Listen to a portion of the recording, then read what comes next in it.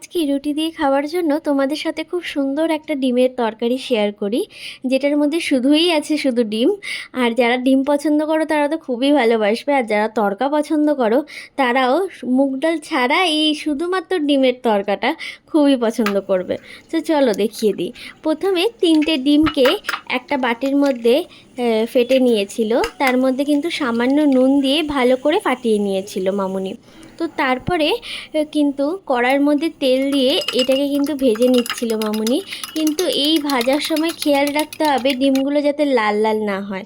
সাদা সাদা থাকতে থাকতেই কিন্তু তোমরা দেখতেই পাবে যে মামুনি কিন্তু নাবিয়ে নিচ্ছে, কারণ এটা যদি লাল হয়ে যায় তাহলে যখন ডিমের তরকারিটা হবে তখন কিন্তু ডিমটা শক্ত হয়ে যাওয়ার সম্ভাবনা থাকে। তো দেখতেই পাচ্ছ কেমন সাদা সাদা নামিয়ে নিয়েছে মামুনি। তো তারপর ওই কড়ার মধ্যেই অল্প করে তেল দিয়ে তার মধ্যে কালো জিরে ফোড়ন দিয়ে দিয়েছিল, আর হচ্ছে শুকনো লঙ্কা। তো ফোড়ন দিয়ে তারপর কিন্তু ওর মধ্যে লম্বা লম্বা করে কেটে রাখা আলু আর ক্যাপসিকাম দিয়ে দিয়েছিল। এই ক্যাপসিকাম আর আলুটাকে দেখতেই পাচ্ছ কিভাবে কাটা হয়েছিল। আর এর মধ্যে সামান্য পরিমাণে নুন দিয়ে কিন্তু মামুনি ঢাকা দিয়ে দিয়েছিল 1 মিনিটের জন্য, যাতে এটা খুব তাড়াতাড়ি সেদ্ধ হয়ে যায়। তো এটা ততক্ষণে সেদ্ধ হচ্ছিল, আর ওদিকে মামুনি মশলাটা রেডি করে নিচ্ছিল।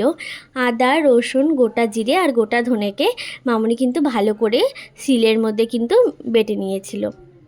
তারপরে দেখতেই পাচ্ছ এটা কিন্তু 50% কুক হয়ে গেছে। তারপর কিন্তু এর মধ্যে পেঁয়াজ কুচি আর একটা টমেটো কেটে ফালি করে কিন্তু এর মধ্যে দিয়ে দিয়েছিল।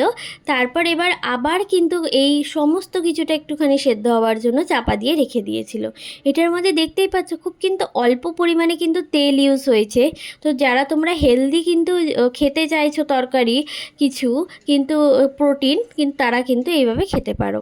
তো তার মধ্যে ওই মশলাটা যেটা শিলে বাটা হয়েছিল ওটা ওর মধ্যে দিয়ে তার মধ্যে হলুদ গুঁড়ো, কাশ্মীরি লাল লঙ্কার গুঁড়ো আর নুন দিয়ে এবার কিন্তু এই পুরো জিনিসটাকে ভালো করে কষতে হবে, কারণ প্রত্যেকটা জিনিস কিন্তু সেদ্ধ হয়ে গেছে। এবার কিন্তু পুরোটাই ডিপেন্ড করছে কষার ওপর। তারপর সামান্য সামান্য জল দিয়ে কিন্তু মামুনি ভালো করে কিন্তু কষে নিচ্ছিল। দেখতেই পাচ্ছ কালারটা কীরকম আস্তে আস্তে চেঞ্জ হতে থেকেছে। এই রকম পুরো কষা হয়ে গেলে তারপর আবার অনেকটা খানিটা জল দিয়ে একটুখানি ফুটে গেলে কিন্তু দেখতেই পাবে যে একটু পরে যে কত সুন্দর তেলটা ছেড়ে দিয়েছে দেখতেই পেলে। তো তার মধ্যে কিন্তু ওই ডিমটা কিন্তু ভাজা ডিমটা দিয়ে দিয়েছিল। তারপর একটু ফুটে গেলে কাসুরি মেথি আর ধনেপাতা ছড়িয়ে কিন্তু নাবিয়ে নিয়েছিল আমাদের এই সুন্দর একটা ডিমের তরকারি, যেটা রুটি দিয়ে খাওয়া হয়।